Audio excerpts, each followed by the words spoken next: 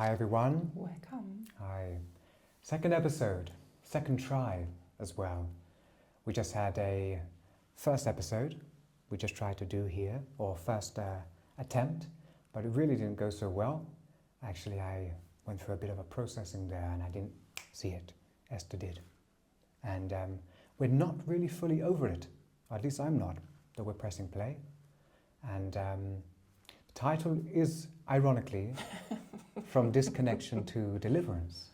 And I bet I'm actually being given a nice upgrade here. Esther actually just said it before we pressed record the second time, that these important experiences in our lives have actually happened through disconnection, actually created the hugest learning lessons.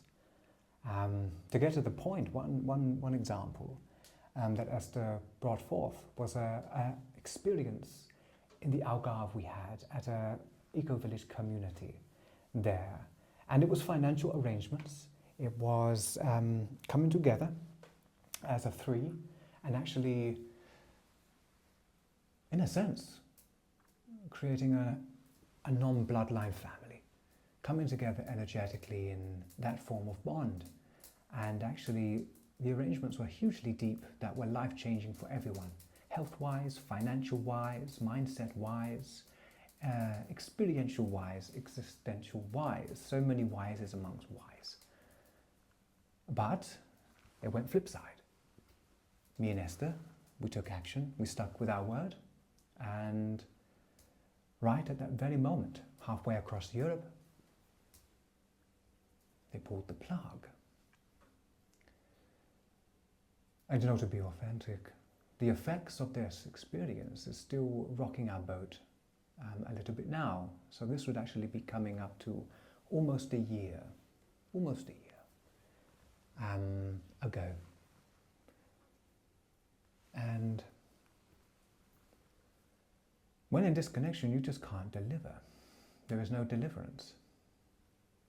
And this is one theme that I had decided to underlay Kristara with.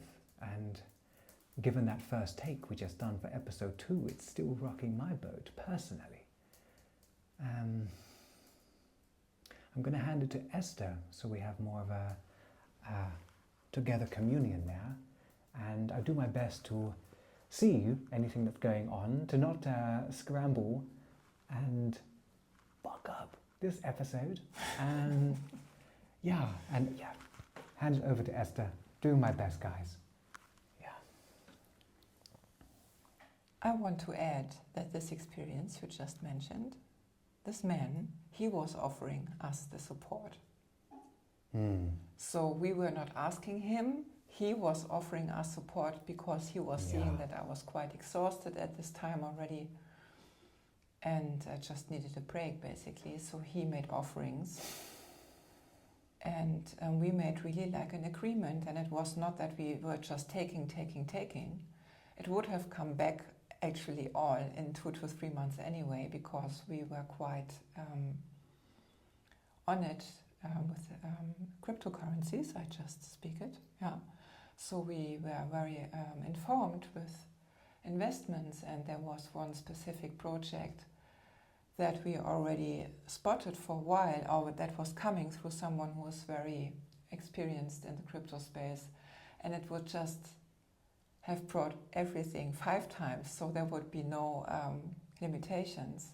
Financially speaking, and also this person who offered us his support, his constitution in the body was not very well, and we would have also have a solution for that now, and nothing of that happened. And as Soulo'ra came up with disconnection, from disconnection to deliverance, I was like going through other experiences we had, for example, in your home of your mother. Okay. We had a similar experience in Hamburg, in Germany. And it was always the case that people we lived with or lived close with at these times, was it in community or really like a private house, family space and so on, they were always holding back, in a way, their true emotions, their true life. There was always something kept up. I am doing this and that now. It was never about, okay, I'm just fucked. For example, my husband, we are just splitting. I don't know how to keep up that home, that house, and so on. And there would be so much possibility for exchange and also healing because of the truth of the emotion and the movement of the emotion. And people are just not used really to open up at the right times, I would say, which leads us back to the hiding and not being held. And so it was Hamburg, it was Manka, it was with your mother, it happened in the Algarve. It started everything here on the island.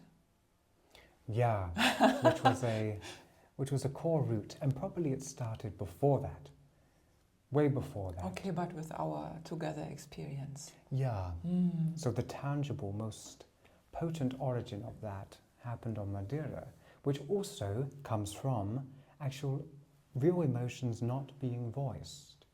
And this is such a typical thing. You have to please explain what happened, that our belongings were on the street suddenly. Okay, so we're going into the raw. Of course, okay, so not holding anything, hiding anything there. So Maybe.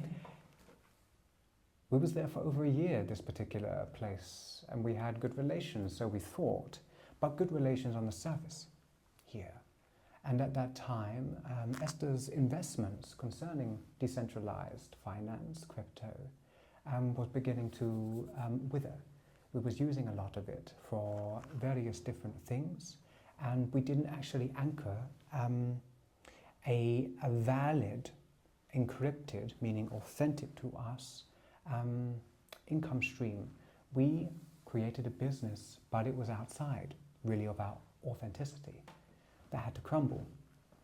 So because of that, we didn't have the facilitating income streams for this particular home. And based on our good relations, always keeping up with the rents and so forth, it was fine. We promised that my family's going to come. Guys, you're going to have to leave for that time, but please come back. And what a load of shite that was, just to speak bluntly and raw. Yeah, because the day before we were supposed to come back, he said, he has to speak something with his wife. And then the next day, all our belongings were on the street. On the street, as in within their private premise. But the energetic signature behind it was basically, I put you out there, I don't want to know you anymore. And they and no word, nothing. And the day before, he was hugging Soulo'ra and smiling and communicating, and it flip switched like nothing, 180 degree exactly into the opposite. And that was quite harsh, really. And this is because of this unspoken energy, but root to that, the present unfelt energy within the shadow occupier. Now, I'm not going to start spilling out teachings here. I caught myself in the last video there. So I love this raw theme because it's really good for me to actually just be raw and let's circulate everything actually that's happened. So in that experience, this was the catalyst for all of it. And more or less every scenario up until now opened our eyes, thusly becoming vigilant, of this repetitive theme of ourselves. We have someone else included, or an outer medium. And every single time, wobbling, disconnecting, boat on its top. Probably not an English expression, but I hope you get what I'm saying, just happened. Because that shadow is just going to come through. It's not going to come through when you're actually being honest, being transparent, being present with one another. So the field, the energetic, like the last attempt of the episode we tried to record, for me, it comes up. It's obviously something I was suppressing there, but it gets in the way. It gets in the way, and thus it just creates complete non-creative force, as a matter of fact, is like a microcosm of a distorted creator field. Exactly, yeah. Which is just a replication. And if it's a replication, it can be easily tethered to by distorted creator fields that want to loosh, siphon, tether your energy. And so because of this looshing, siphoning and tethering actually playing out microcosmically with the various peoples we've met since the container home on this island, the growing potentiality via the Christic flame, via sincere intelligence fields, motioning through body, group and thus planet, was cut off. And we experienced the side effects of that. Yeah, and I also want to ask you, when you watch this video, maybe you find 1, 2 or 3 experiences in your life, maybe also most recent, where there was disconnection. You try to connect to someone, or they have chosen consciously or unconsciously not to connect to you, and things they went just off. And in the end, no one is satisfied with it. So coming back to our experience in the Algarve, this man, he would be healthy now. He would have more money than ever before. We would be much more in a better position financial-wise right now, really. And much more freer to move and to choose our place.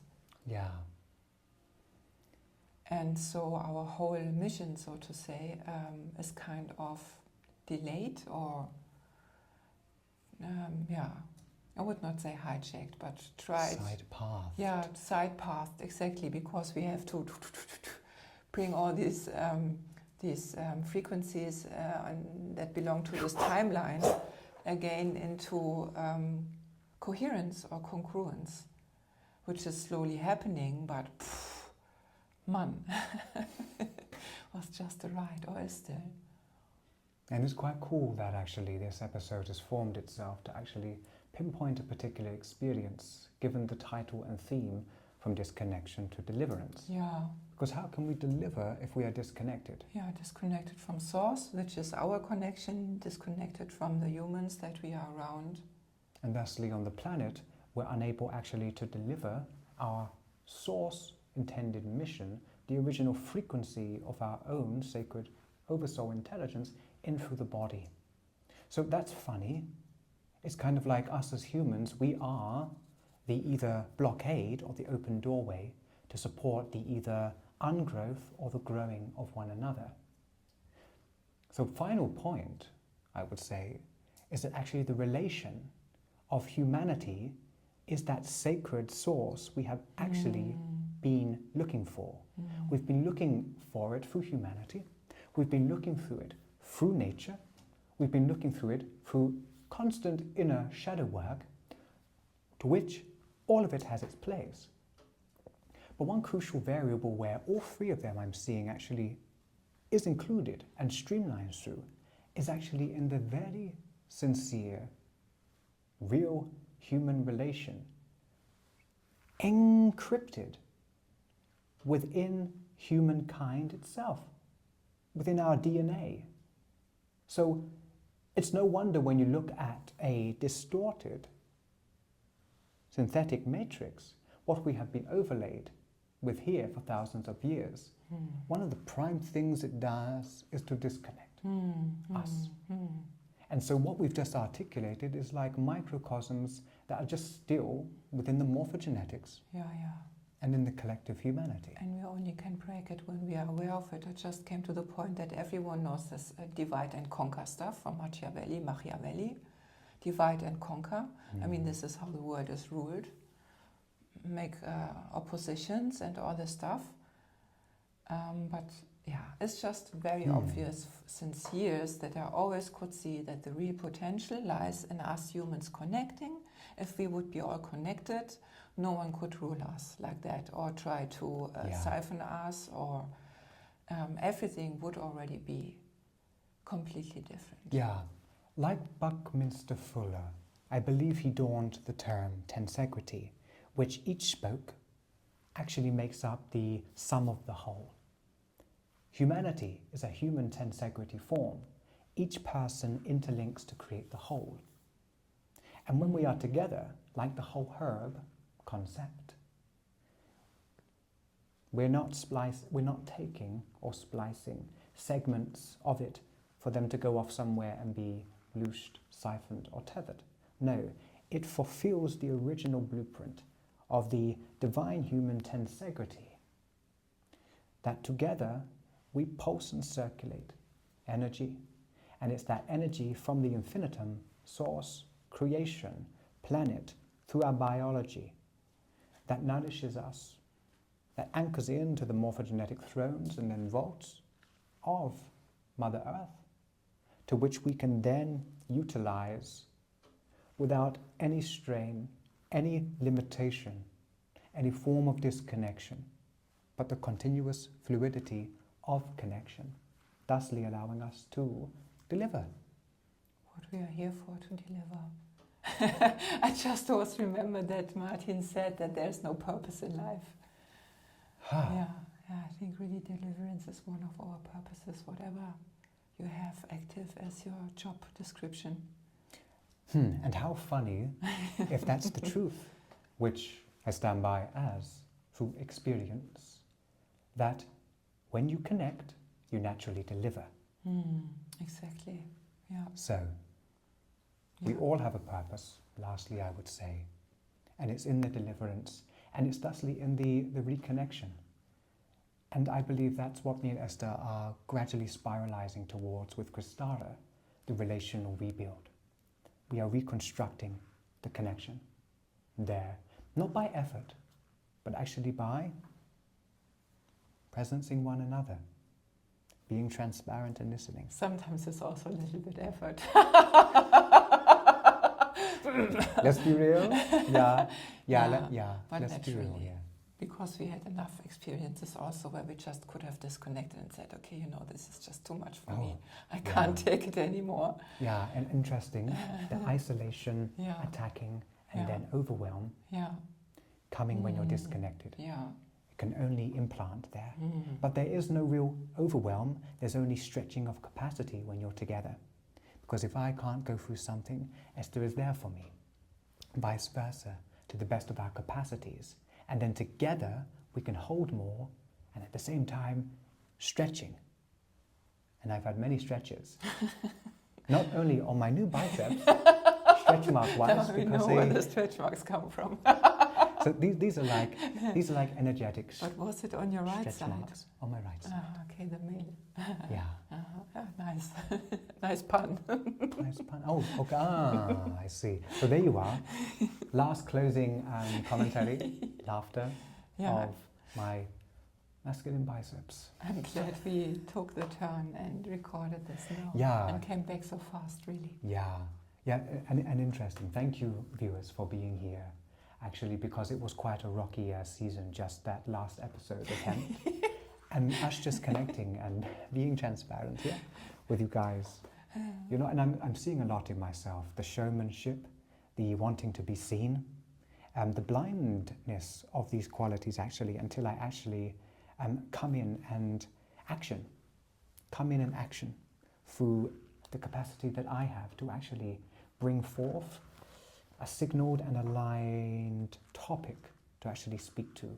It's like it looks back at me and says, okay, we need to look at this. And it catches me in the moment and it serves me wrecking balls where needed. I guess that's us. Yes. Okay. So, ciao for this now. Ciao for this now. See you next Friday. Next Friday. In the frying pan.